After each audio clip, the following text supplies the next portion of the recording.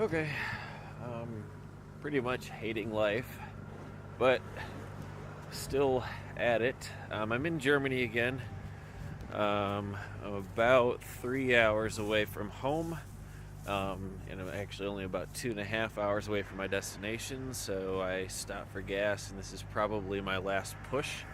Um, it's getting cold. It's down into the 40s, which means the wind chill at 130 kilometers an hour or 80 something is in the 30s. So even though it's not quite winter, I'm gonna put the heated gloves on, and I just added the vest that goes underneath my jacket because I'm tired of being cold.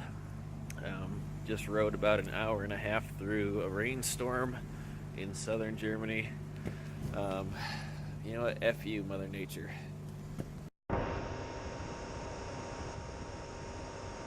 Nobody is. And you can't explain it to women either. Like, my girlfriend's like, oh my goodness, like, you really want to hook up with some skank?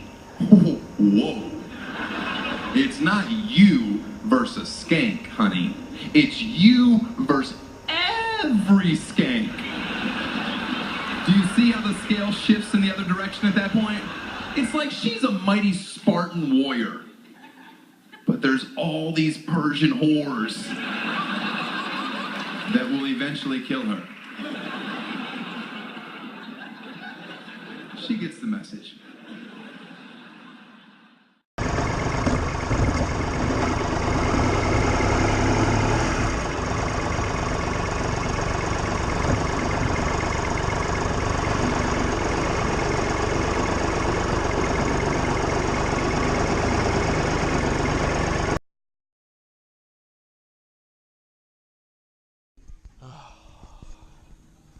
Alright, so it's about 3:30 in the morning.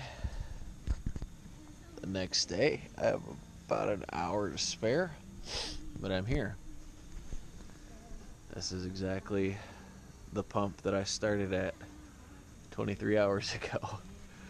And it took... Oh, that's not going to show, of course.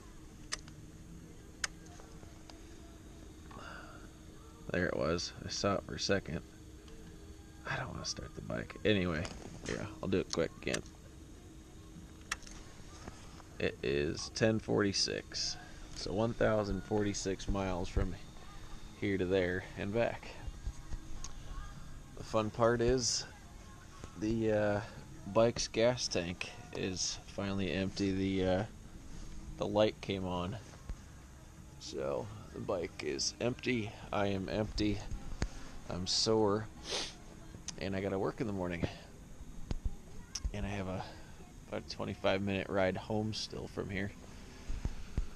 I'm going to bed after this, and I'm sleeping until as late as I possibly can. More to come tomorrow. I think I got some tips to share.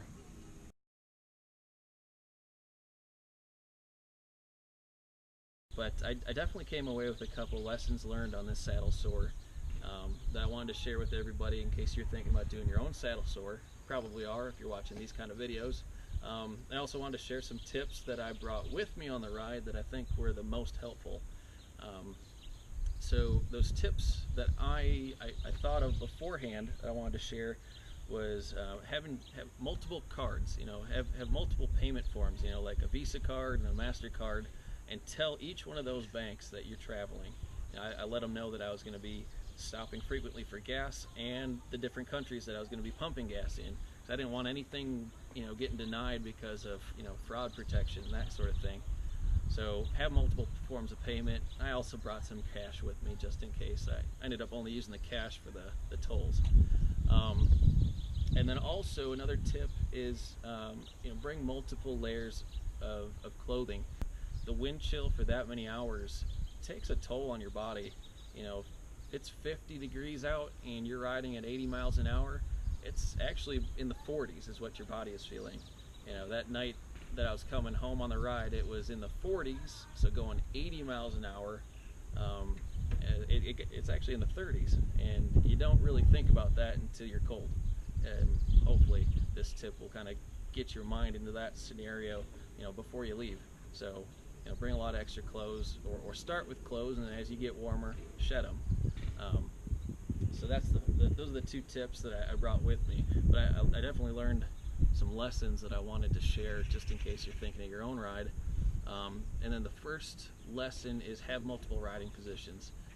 Be able to stretch out and kind of change your legs and your arms and that sort of thing. I don't have highway pegs, but I wish I had them for the ride. Just some temporary $20, $30 cheapos that could have bolted on, and just have a dedicated spot for your boot to rest would have been huge. It would have made a huge difference on my comfort. I recommend having some way to stretch out your legs. So that I wish I had. Second lesson learned is don't leave the highway and for gas. I had planned a couple gas stops that were in nearby towns that I thought were pretty close, but then you end up, leaving 10, 15 minutes to go find the gas station, and then you pump up, and then you come back another 10, 15 minutes. Well, that added, time every time I did that. And what the most aggravating part was finding that you would go down a couple more miles on the road, you'd leave the town, and there's a truck stop, 24-hour gas station type of scenario. And it was very aggravating to know that I had wasted a half hour looking for a gas station when there was one just a couple miles up the road I could have just pulled into. So that was a tip I learned early on and on this ride. So I'm passing it on to you guys. Don't leave the highway for gas. It probably added a good hour and a half to my whole total ride looking for a few gas stations.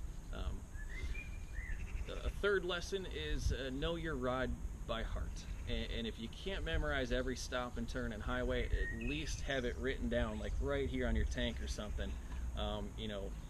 Put all your highways on there, the distance and the approximate time traveled between each one of your cities, or your highways that you're going to be on.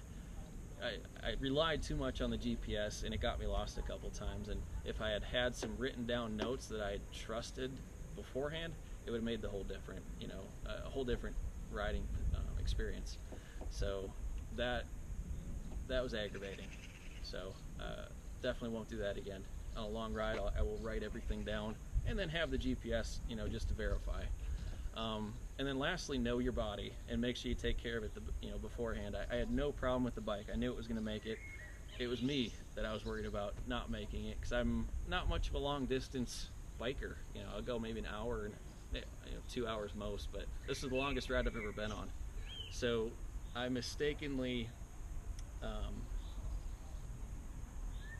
almost a car crash right there. I mistakenly worked out shoulders, chest, and arms the day before the ride, and that was stupid. I lifted everything to max, and I was sore that night and I was sore that morning, but what I didn't think of was locking those sore, tired, exhausted arms in a position like this for 20-something hours. That probably drained half my energy right there. And then speaking of energy, I went to bed late. I probably fell asleep about 11:30 or so, maybe midnight, and then got up 3.5 hours later, and that made that put a big dent in my energy levels. I was almost falling asleep on the bike early on in the morning. Crossing into France, I was pretty tired. I had to get some caffeine at my first stop. So anyway, hopefully these tips and lessons learned will help you on your ride, and feel free to post in the comments if you have any questions. I'll try to keep an eye on them, and good luck on your ride.